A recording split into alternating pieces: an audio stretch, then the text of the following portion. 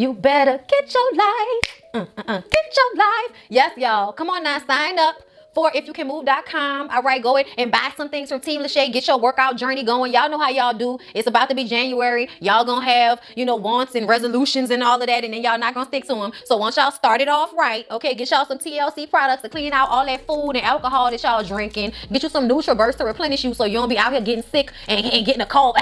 Okay, keep yourself healthy. Try that sea moss that get that phlegm up out you. Okay, y'all go and check out TLC products because they really will help you stay, on track with your journey and aid you in your process. Sign up for Team LASHAE and sign up for the online gym. Go check out and see what my girl got. Y'all know I'm also an affiliate for her boutique, Pasia and Amari, which has really cute workout clothing and jackets and masks and just all kind of cute stuff. So y'all go and check out that link. Sign up on my Patreon so you can be on my Discord. Y'all support in all of these different ways. Check down below in the description box. Okay, follow me on Instagram and let's get into the video. All right, y'all, come on so we can talk about these Real Housewives of Salt Lake City before I pass out. So Mary tells Jen that no one would say the things that she says. Okay, I'm just jumping right into the notes. Let me explain. Let me set the scene. Okay. So if you was watching last week on Salt Lake City, we saw that Mary had this, little luncheon situation. Okay, listen, she don't know what the hell the difference is between a venue and a theme, but whatever. She had all this little cute shit ready for everybody. She sets the ground rules with everybody. She wants them to go around the table and say things that they are dealing with within themselves. She doesn't want anybody to interrupt, all of that, right? As soon as Jen starts to explain why she lost her mind with Meredith, okay, and how, she just has a real issue with loyalty, and because, how she grew up here and how she was treated like she was the bottom of the barrel, and she doesn't like to get treated like that now, so she just wants to make sure that everybody's so loyal to her child. Whatever the hell Jen was talking about as a reason for why she acts the way she does. I mean, honestly, I thought it was bullshit. I feel like you act like that because you've been allowed to act like that. You're a child. I'm just saying, like, somebody has validated your temper tantrums throughout your life, which is why now, as a grown woman, you feel like people should cater to you when you have temper tantrums over whatever reason, okay? Either way, when she apologized to Meredith, everybody else kind of calmed down, except for Mary. I said last week, I felt some type of way for Mary because it's like, if you're going to apologize to Meredith for what you said, why not apologize to me as well? But a lot of people were saying she didn't really want to apologize for saying that Jen smelled like the hospital. So how you going to get mad at Jen for not wanting to apologize to you when you didn't want to apologize to her? Which I totally get and I do understand. But she did give you Louis Vuitton earbuds in a whole little journal package, bitch. You could have threw a I'm sorry her way. That's just how I feel about it. But either way, Mary proceeds to get real butthurt that she doesn't also get an apology. And she starts to interrupt Jen because Jen was saying that she feels that she's the person that says whatever everybody else is thinking. And this goes right back to the comment that she made about Mary being a grandfather fucker. And now she's upset, because it's like, I wouldn't say anything you say. It's like, well, you wouldn't say it, but it's the truth, honey. Like, I'm sorry, Mary, but you are a grandfather fucker. You your step granddad. You had a kid with him. You married him. My love, that's exactly what you are. Okay, so even though it may not sound pretty and it might be crass and it may not be the nicest thing to scream out in a room full of people who don't necessarily know you, it's still true tea. Okay, that's still what it is. There are a lot of us who are grandfather fuckers out here. We're just not our own grandfathers or step grandfathers. We're fucking other people's grandfathers. Okay, and that's okay. But you just need to be, real and accepting about who you are and what your situation is. Don't feel bad about it. This is your situation. Like you said, your grandmother left it in her will, which we all know is illegal. Nobody's going to leave that in a will. I don't know why she keeps saying that as if that's a fact. We know that's not true, but it doesn't even matter. You already know what the situation is and how people are going to respond to somebody that married and had children with their step grandfather. We're going to look at you like you're a weirdo and you're nasty. And you know this. So I don't know why at this point, after being with this man for all of these years, you still upset or still feeling some type of way when people comment on it. Like, get over it. Live in your truth. Step into your truth and just be the true grandfather that you are, Mary. Like, don't feel bad about it. Don't feel bad about it. Eventually, you know, don't be ghetto. You know, Mary says that to Jen. Then Jen brings up how Mary said one day that if there were some black people outside of a 7-Eleven, she would go to another one because she's scared of black people even though she's black. What y'all want me to say to that besides you are doing to other people what people do to your own kid? Like, your kid is a black boy. Somebody could perceive your black son as a threat. So I don't understand why you would say that to somebody. I almost feel like Mary said that because she wants to be more accepted by everybody else. So if it's like, yeah, I'm not like them. Because, you know, like some white people like to tell black people that they friends with, you're not like the rest of them. So she likes to live in that frame of mind. She's not like the rest of us. And it's like, yeah, we don't bleach our skin or fuck our grandfathers. You're right. We're not like you. You're not like us. We're not the same. And if you don't want to come to a 7-Eleven because there are black people outside, well, honey, go on by to the next one. Because if you think that you're not going to be assaulted or bothered by another ethnicity of people, you're sadly mistaken. Like, to only have fear of the people who look like you, whilst we live in a world where honestly, white people are constantly doing things to black people to get them hurt, harmed, or put in jail. Oh, okay. You a damn fool, Mary. And just when I thought I was going to like you, you say and do something to make me not like you. I mean, she's been bleaching her skin, so I don't think it's lost upon anybody that she isn't proud or happy to be black. Like, obviously, you feel some type of way about being black because you bleach your skin. I mean, you look an ashy, hot-ass mess in most of these scenes. But live on, Mary. Who cares? Heather tried to speak up for Jen at the table before Mary kicked her out of the party. So you know that that's going to have repercussions where Mary is going to feel a way about Heather. I mean, she called her two-faced, I believed. And that's not the truth. Heather was just trying to, you know, be a mediator the way that Mary was supposed to be. But, you know, the situation kind of got out of hand with them going back and forth and Jen telling her stop rolling her eyes at her and all of this type of shit. I'm just kind of like, why? What you going to do? Like, I could buck my eyes however I want to. I did kind of agree with Mary in that moment. Like, shut up, Jen. All right, like, bitch, stop pursing your lips at me or whatever the hell your vagina lips are doing right now. Get that together. Okay, so after that was over,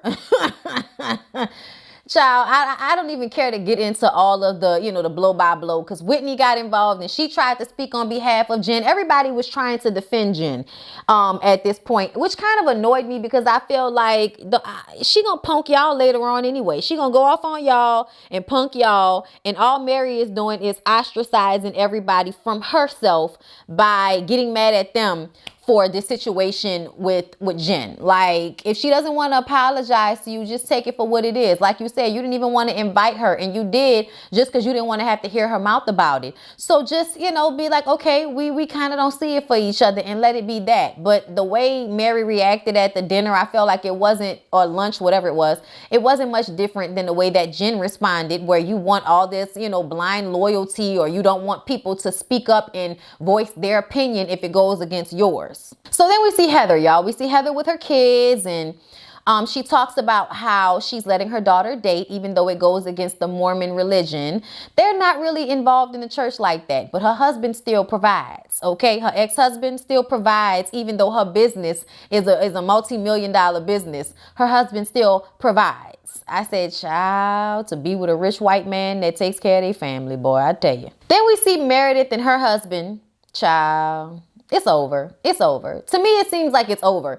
Even though he may still want to be with her, she may still love him. She doesn't want to keep moving her life all over the place. His business takes him all over the country. She's moved over and over again, and she's tired of it. She's tired of moving around. She doesn't want to do that anymore. And I think that is also the breakdown in their relationship. I honestly think Meredith got her a little spooky on the side. I do. I think she got her a little piece on the side, and their marriage is really about to disintegrate.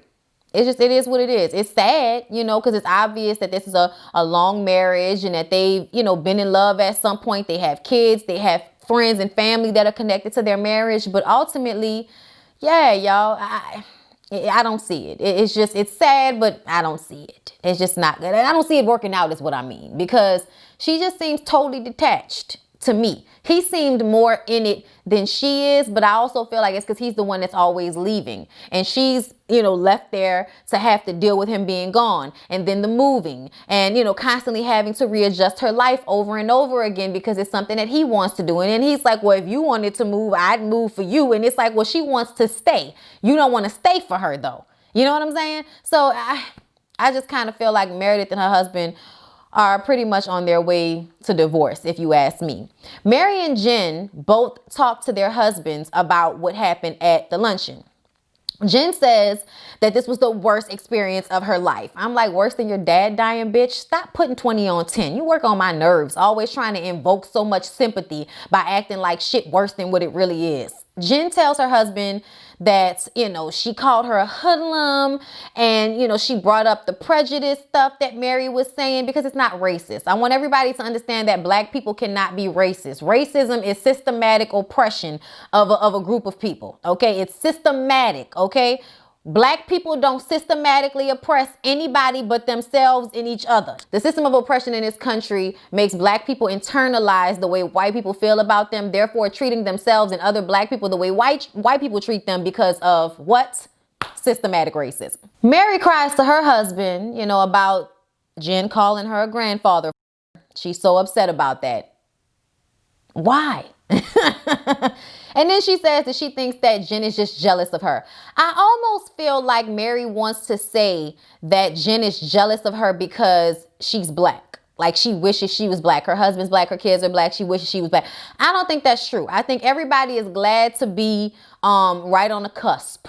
I think everybody is so happy to not be exactly black or even show up in the world as being 100% black, Mary, because you bleaching your skin. Whew. I don't know what the hell I'm looking at sometimes. You Casper the friendly ghost looking ass old lady. I don't know what the issue is with you. Even in this scene, just ashy, ashy, ashy. Like, oh my God. Cut it out. But yeah, I don't think that Jen is jealous of Mary. I don't know exactly what Jen's issue is, but I think it stems more from her own internalized issues than it does her jealousy of Mary. I don't think that's what it is. Whitney, we see Whitney wrestle with her brother. And basically, she just tells him she needs some support dealing with her dad. Okay, her dad is about to start sober living, which he failed the first time he got out of rehab. It's so much easier to be clean in rehab. You get out and you think you're okay, and you go to Vegas or wherever and you relapse. Okay, so now he's having to pay for sober living on his own, and Whitney paid for it the first time. But she's putting up her boundaries for her father to get his life together, and also asking other families to help. Okay, her brother is a half sibling, so he's not her dad's son, but they still have love for him. He's a parent in their lives. Okay, but she just needs help and support because she's trying to support her dad. And y'all know how this Mormon religion go. They just want you to throw everybody away once they don't do what the Mormon religion tells them to do, which she has not done. And it's obvious that a lot of people in her family have not treated her that way. She's still spending time with her brother. You know what I'm saying? I don't know if he's in the religion like that, but either way, she need help with the pappy. And that's just what it is. Lisa has a party for her son. Okay, she says that so often her energy and time is being pulled away from her kids. So for birthdays and stuff like that, she likes to give them all of the love and attention that she could muster for the 3.5 hours that the party is taking place. Okay, and her husband talk about Seth and Meredith and how, you go through problems in a marriage, but you work on it. You don't just throw the marriage away. And I feel like that's easier said than done. You know what I'm saying? I think that's easy for Lisa to say. Your husband is there. Meredith is dealing with somebody that's not always there to work on it with her. While they're having this conversation, Meredith and Seth are actually talking about the separation. They still love each other, but like I said, she's over it. So he leaves. He had come there to visit her, and now he's leaving again. And yeah, you can tell I'm over it. All right, I love you, bye. Like, that's pretty much what's going on there. So Heather and Mary meet up. I told y'all they were going to have a conversation because Mary felt some type of way about the way Heather was trying to be a mediator in the situation between she and Jen. Heather tells Mary that she wants her to know that she can be both Jen's friend and Mary's friend, and it's not a big deal. Okay, they sit down, they talk, and Mary says Jen is mad that she's black, mad that Mary is black and that she's not. I told y'all that's what she thought. Then we have to talk about her being, you know, in a sexual relationship with her grandfather and her crying about how it took her 2 years to actually want to be with him. And then when she got with him, it took her a while to want to sleep with him. So you mean to tell me this whole time you've had issue with being with him? You didn't want to be with him. You felt uncomfortable with it and you did it anyway. Why? Why would you do it anyway? Your grandmother did not put that in a will, so please stop saying that shit. That's a lie. That's illegal to put something like that in a will. Why would she want that is another question. Why would she want that? You can take care of somebody and look after somebody without marrying them and having kids with them. I really do not understand this situation. Apparently, Mary's sister came out and put some tea out there that, you know, they're stealing money from people at the church and that the grandmother did not want for them to get married. She never said that. I don't know if any of that's true. Either way, something is seriously wrong with Mary. Okay, couple of reasons. For one, your grandmother was dead. If you didn't want to marry her husband, then you didn't have to. Okay. Why does your mom want to marry him as well? What is that about? What is wrong with y'all? Why do y'all like crossing boundaries the way you do? Because I feel like her attachment to her son is unhealthy because of these, you know, weird boundaries y'all have in y'all family. It's not right, y'all. To me, it lends to the idea that there are no clear cut boundaries between you fucking your family members. And that's just not cool with me. I'm sorry. It doesn't matter that he was biologically not your grandfather. The situation is messy and nasty. And the fact that you didn't want to do it and you did it, I just don't understand what is going through your mind. Like, what's going on with you, sis? Like, oh my God, something is really wrong with Mary. Something is wrong with a lot of the people on this show. But Mary is taking the cake this episode. I don't really know what else can be said. You know what I'm saying? And the fact that she cried about it, it was like, so are y'all sleeping together now? Are you sexually attracted to your husband now? I mean, because y'all only had the one kid, so y'all really could have had sex one time to have that damn kid, and that's all we wrote. Okay? So I guess I wish I had a better understanding of her mindset, but she doesn't exactly speak clearly enough for me to understand. Like, why do you feel like you had to be with him in that capacity? I don't get it. Maybe I'm missing something. Maybe it's the medicine that I'm on. I don't know. But either way, Salt Lake City is halfway confusing, halfway what the hell is going on here, halfway blah. Okay, so whatever. That is basically what I'm saying. Blah, because we're going to keep talking about the same shit over and over again. Annoying because some of the women are annoying immensely. Just really. And what the hell? Because what the hell is wrong with Jen? What the hell is wrong with Mary? Yeah. What the hell is going on with Whitney's dad's hair? You know, those are the questions. Those are the questions. But anyway, y'all, that was Salt Lake City. This is as coherent as I'm gonna be.